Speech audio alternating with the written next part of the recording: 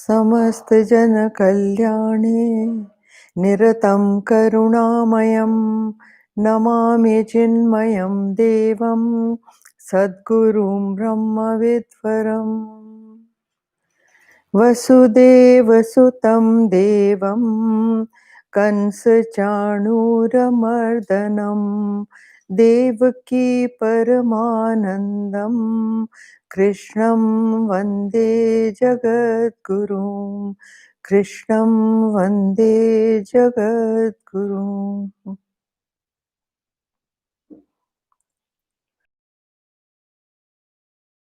Okay, Hari Om everyone. We are starting now with chapter 4. And chapter 4 is called Jnana Karma Sannyasa Yoga. So here it is now, see, anything new being taught to the students of the Vedic age or post-Vedic age, let us say, was not acceptable to them. They wanted to do exactly what they have learned in their student days from their acharyas, and they do not want any new interpretation unless it is strengthened and emboldened by giving references of the past rishis. And the past rishis were the actual teachers, were the actual people who composed the Vedas. So, unless and until that an endorsement is given, the student was not ready to accept it. And because he had already been lectured in the Vedic science, and any kind of new interpretation of that science was not acceptable to them. So, Krishna over here will, in the beginning, endorse his statements, and he will say that how is it that this knowledge is come, who said it first, why it was said, and what does it actually mean. Then also the relevance. Hinduism is a science which has to be relevant to today. If it is not relevant, by all means the student of today will reject it. Therefore, many times what happens is that when each chapter gives a different kind of subject matter, then the student is confused. He says, what is actually the way? See, the first chapter is called Vishad Yoga. They are all yoga. So what is yoga? Is the first chapter Vishad Yoga, second chapter Sankhya Yoga, third chapter Karma Yoga, and now it is Jnana Karma Sannyasa Yoga. So, what exactly is yoga? The student may well ask you, what is yoga? Now, over here, see, these are all stages towards the main goal. So, the goal is always relevant, and each stage is relevant in the journey on the road towards the goal. And so, we have these different things which look like different paths, but they are not different paths. Now, here he talks of Jnana Yoga. Now, Jnana is the real gateway before which you cannot enter the divine, illumined palace of consciousness. You have to go through Jnana. And therefore, Krishna gives the importance of Jnana. He told you karma, now he is telling you Jnana. So, it is not either or this or that. It is anybody chooses that path which is conducive to his thinking. Not only that, but he can choose both. He can use three. He can combine Jnana with bhakti, bhakti with karma. So everything together you need to be on this goal. Okay, now over here also another thing which this chapter emphasizes is the importance of the teacher. You know, he says over here that any university student thinks that I know I am very educated, I have a halo around my head of modern education and science. Why can't I read it? Of course, I can read it myself and understand it myself. Here lies the danger of this science. You know, this is not, modern student is used to that kind of education, that he pays the fee, the teacher gets the money, and the teacher teaches also as a kind of a job and goes away. Okay, now that is not the kind of teaching this Brahma Gyan is. When the student here approaches the teacher, he has to approach the teacher with reverence, love, faith, and surrender. He has to have an open mind if he is supposed to benefit by this knowledge. Otherwise, this knowledge is not, I mean, it cannot be conveyed otherwise, if that emotional tuning with the teacher is not there. He has to have the faith that what he is teaching me is what I have come to learn, and with full concentration, with full faith and devotion, he has to sit tuned with the teacher. And unless that is so, he will not benefit by it. Right? You know, his mind will be all over the place, and he will be saying, okay, now the time is up, now it is this, now it is that. So, that reverence and love for the teacher is very, very important in this knowledge. It is an emotional requirement, as Gurudev puts it. Gurudev used to say that it is an emotional qualification for the student to learn Brahma Vidya. If he does not have that qualification, he will never imbibe. He may know it as bookish knowledge and he will have 1,000 doubts how, why, where, what. So then, because he has to have faith in the Guru Vakya. Now, over here, understand that Krishna's familiarity with Arjun and Arjun's familiarity with Krishna, not only as childhood friends, but also as relatives. And Arjun always, you know, when you're familiar with somebody, you never learn from that person. You can't learn from that person. Like, for example, I'll give you a child who goes to school, he has more faith in the what the teacher tells him than what his mother teaches.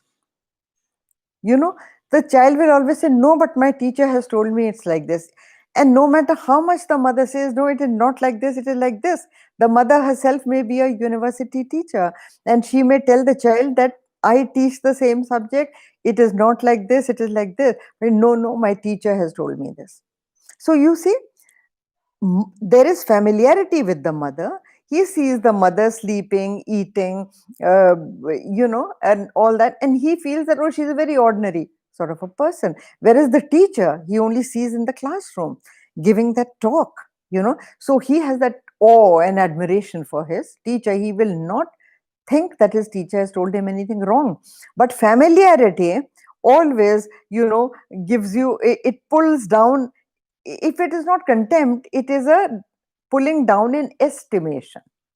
You feel that, oh, yeah, that is why parents are never able to believe that the child has become something great. For them, that child is still that little one who knows nothing and who's innocent, who can be beguiled by anybody, you know, like that kind of thing. So it is that reverence for the teacher, looking up to the teacher, believing in what he is saying is very important. And therefore, in this chapter, right in the beginning, Krishna assumes the aura of God. He, for the first time, shows a little bit of his visiting card to Arjuna, that Arjuna understands that he is not that shepherd boy of Vrindavan. You know, he is not that fellow who used to play games with him.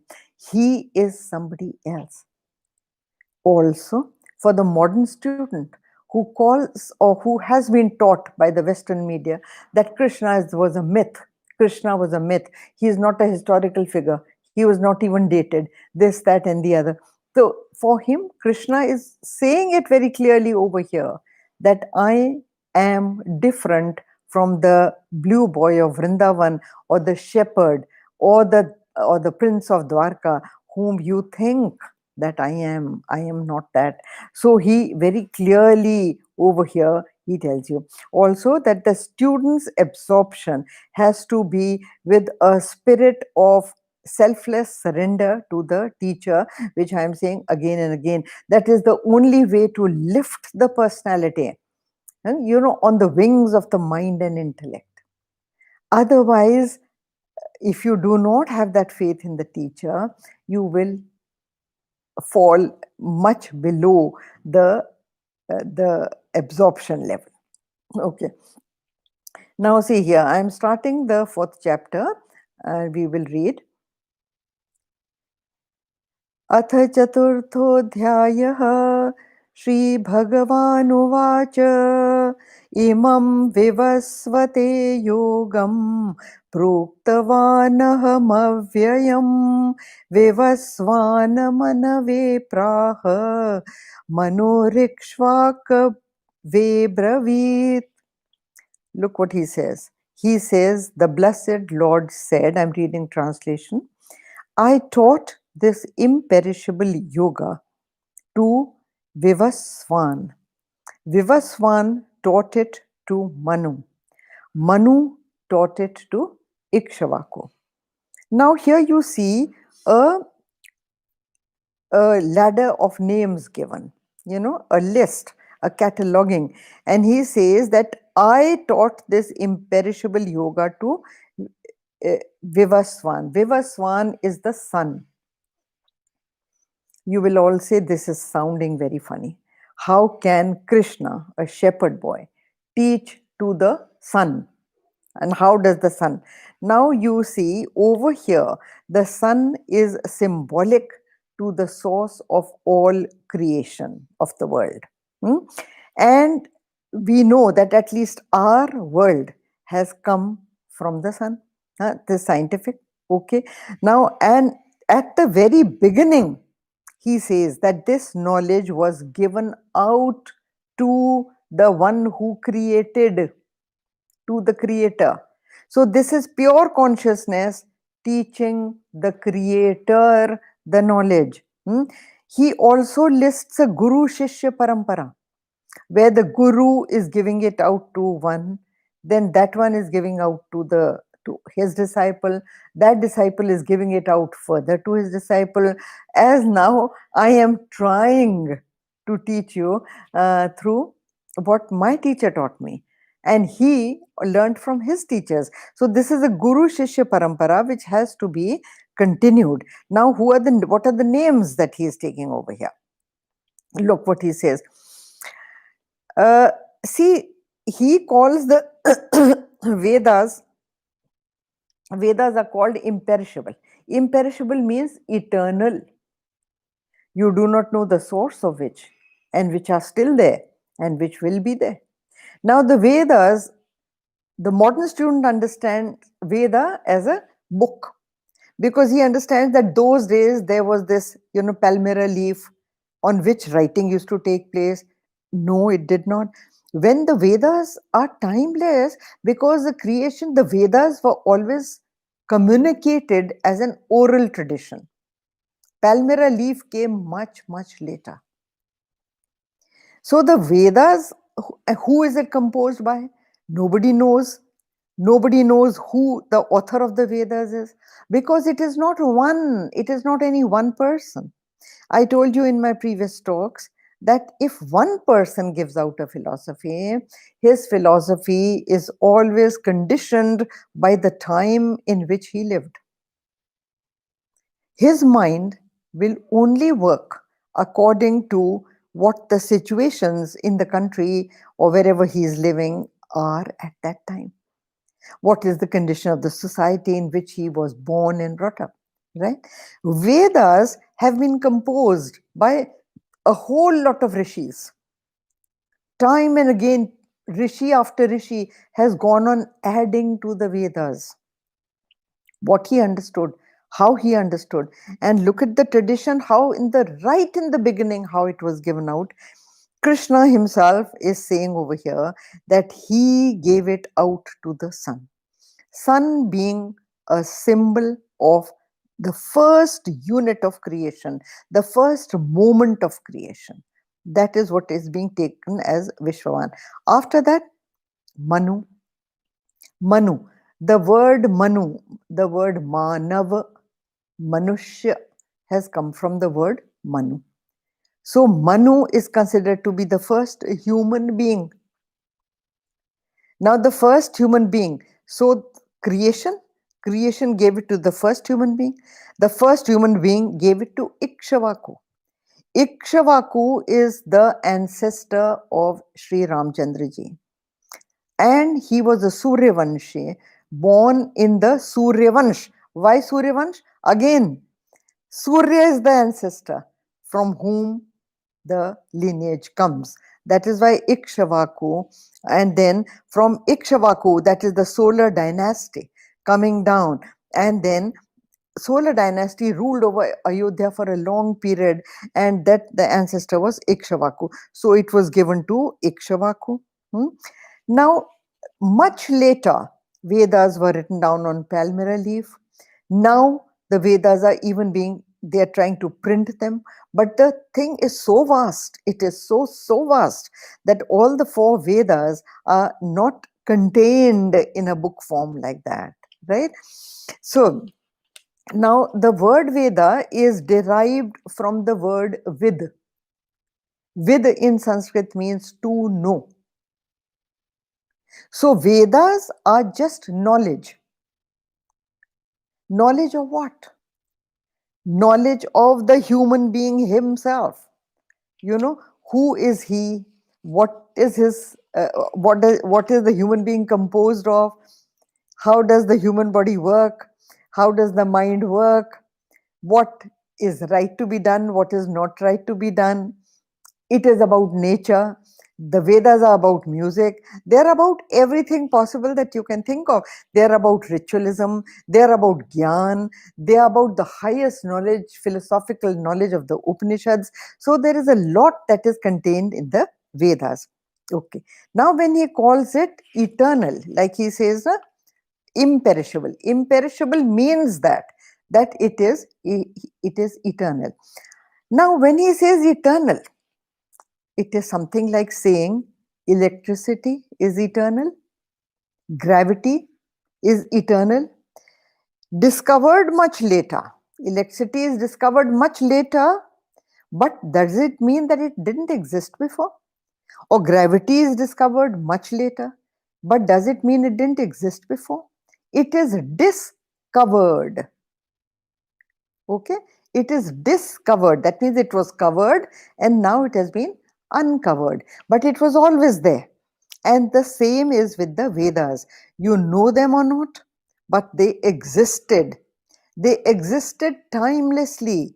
God knows from when. And as Krishna is saying, from the creation of this world, right in the beginning, it was given out. Now, see, over here, the cosmic forces. You know, the cosmic forces are the origin of creation. So it was first given to the cosmic forces, and then Gurudev uses this word cosmic forces. Now, okay. Now then also this is a very interesting thing over here. Krishna was a Kshatriya, born as a Kshatriya, right?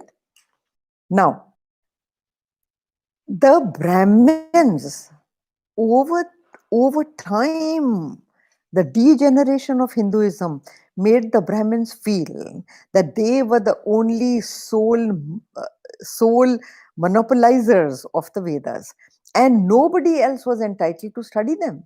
This was the biggest tragedy of Hinduism, which has brought Hinduism to where it is today.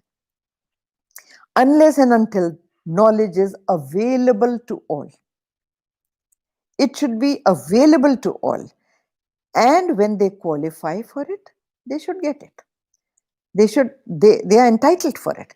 But if you do not qualify for it, then how can you get? Just like if you do not qualify to sit in Harvard University, you will not be able to sit in Harvard University. Any class, you have to qualify. But it doesn't mean that nobody can apply to Harvard. It doesn't mean that people are barred from applying to Harvard. No. So then over here, this was what was understand that in the Upanishads, you have this concept of the master who is teaching sitting on a throne and the Brahmin coming to learn from the master. So it was, the king was a Kshatriya, and the Kshatriya is giving it out to the Brahmin. So it is the opposite of what Brahmins have been teaching. Now, just see, Ikshvaku was a Kshatriya. He was a king. Here the Lord himself is saying, the Lord born in a Kshatriya family, giving it to Manu and Ikshvaku, also Kshatriya. And so here and in the Upanishads, you have clearly this thing, that the Brahmin went to the Lord of knowledge sitting on a throne. These are the words, giving out this knowledge. So it was the Kshatriya giving it out to the Brahmin. Also, there is this thing,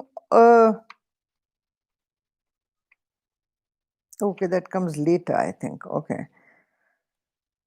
Also, you have seen that, royal patronage is always given out to the religious sciences.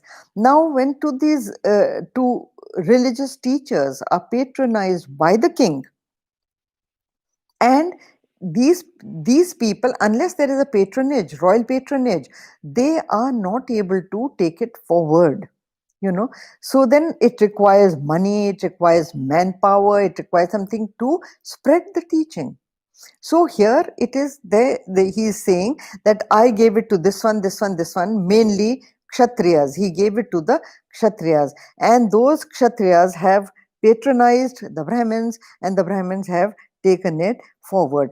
Now also, since the knowledge teaches about subjective divinity, it cannot be given out like in a classroom situation, which you have today.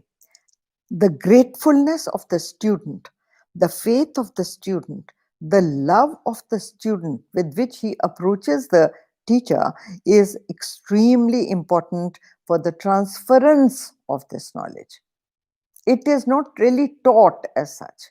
It is transferred eye to eye, soul to soul, emotion to emotion, this knowledge. And that is why, the beauty of the culture, the beauty, the emotional beauty of a civilization, their traditions, their norms, their evolutionary tactics are all conveyed by the teacher to the student. So the true master must have vivid inner experiences.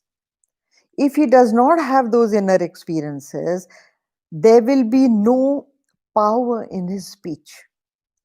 There will be no power in his speech to transform. Teaching it in a Sanskritized way, that this word means this and that word is joined with this means that and that. This is all grammar. This is not knowledge which uplifts. Knowledge which uplifts only goes from soul to soul.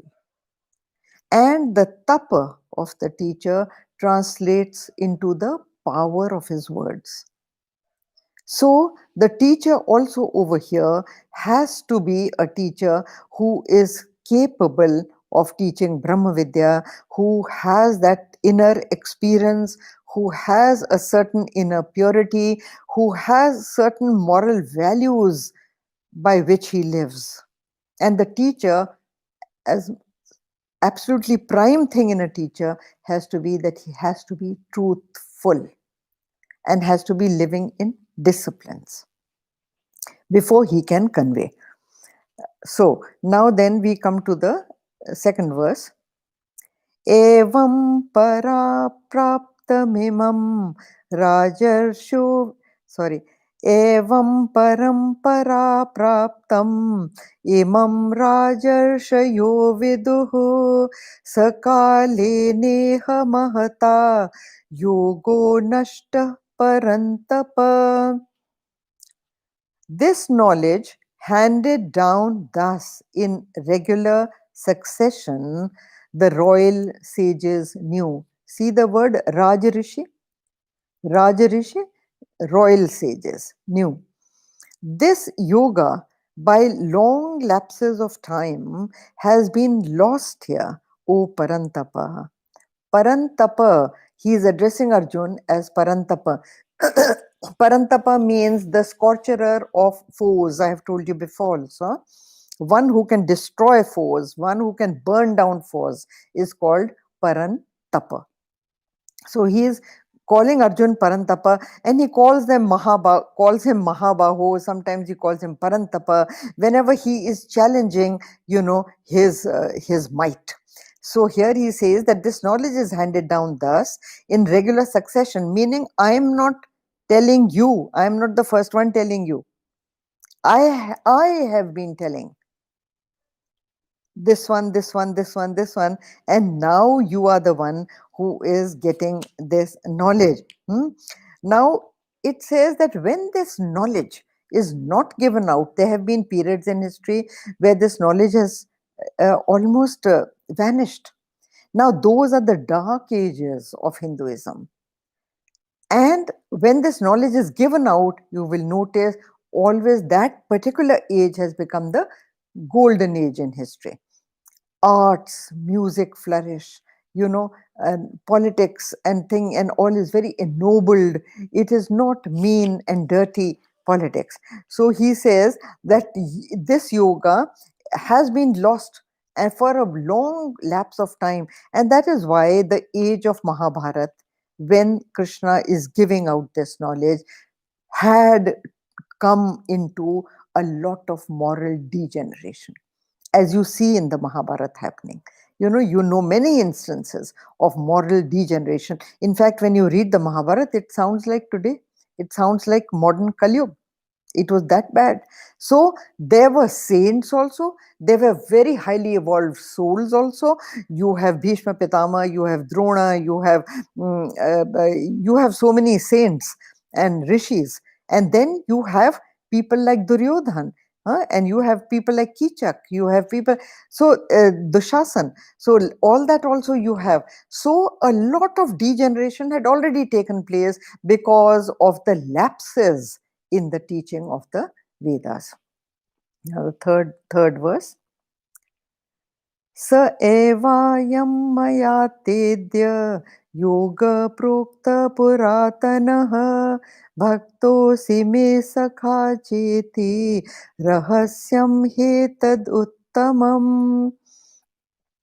Now he is calling this knowledge rahasyam.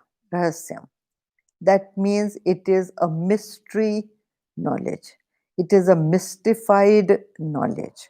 Now, also very interesting, the priest class of yesteryears has been exploiting this very verse to have a monopoly over this knowledge.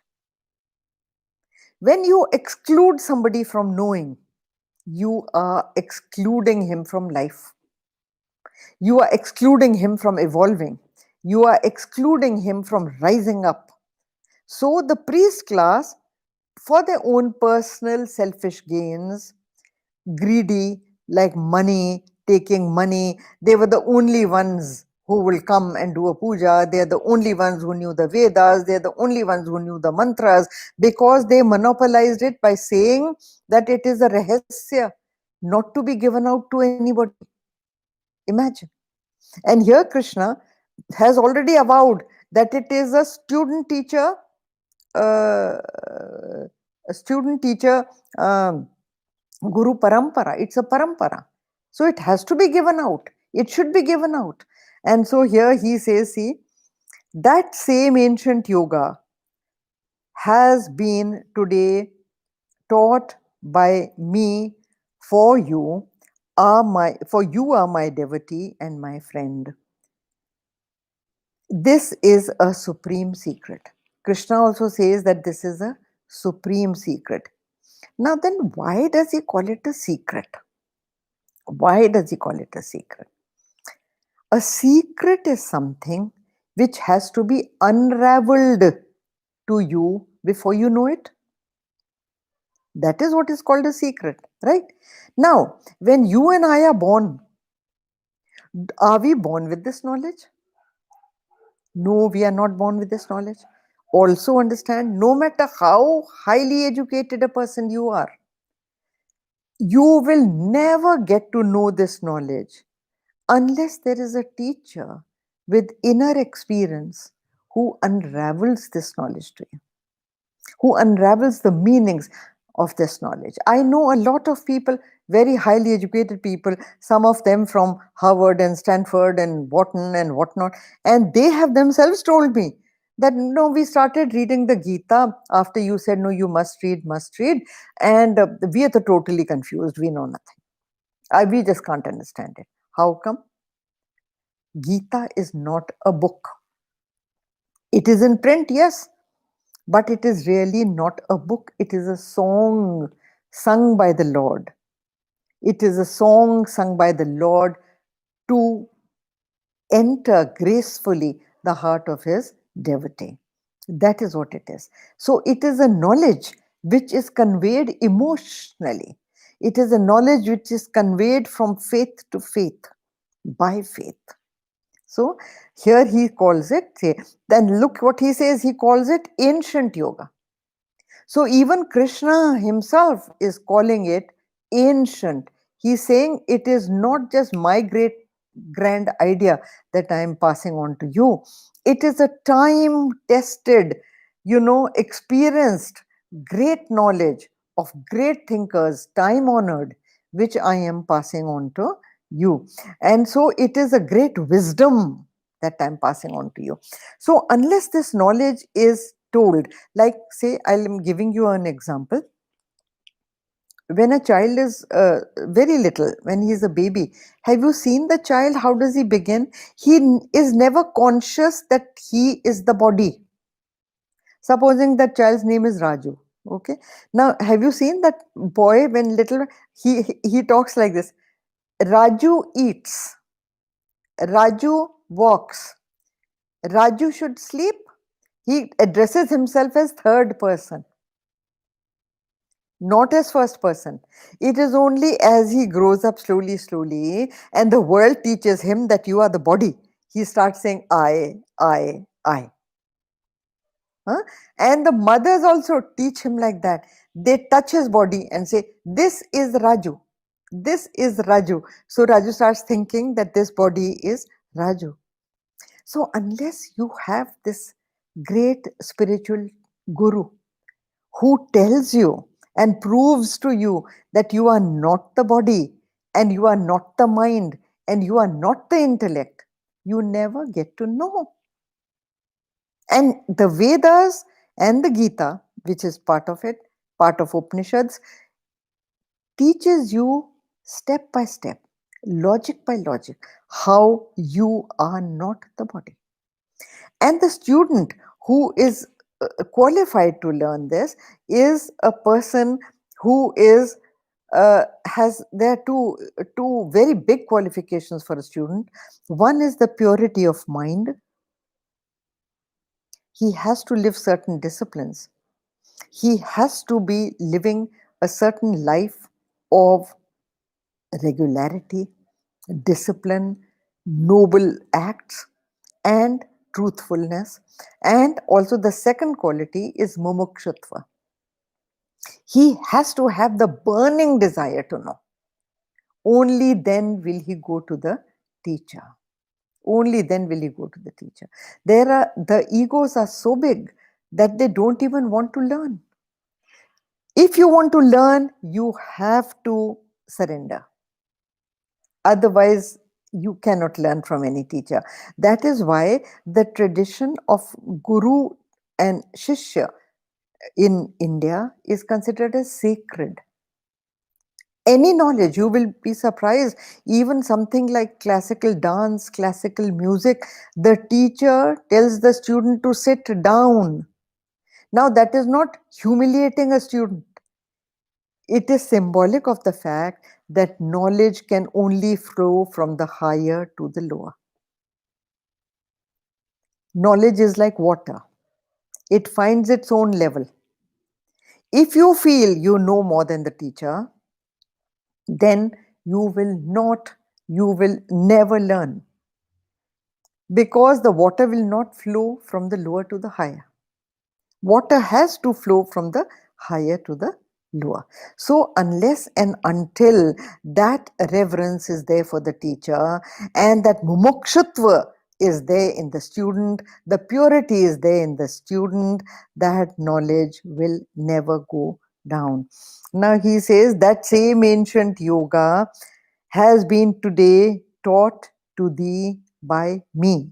For you are my devotee and my friend. See, Arjun, he also says that this is the qualification, that you are my devotee.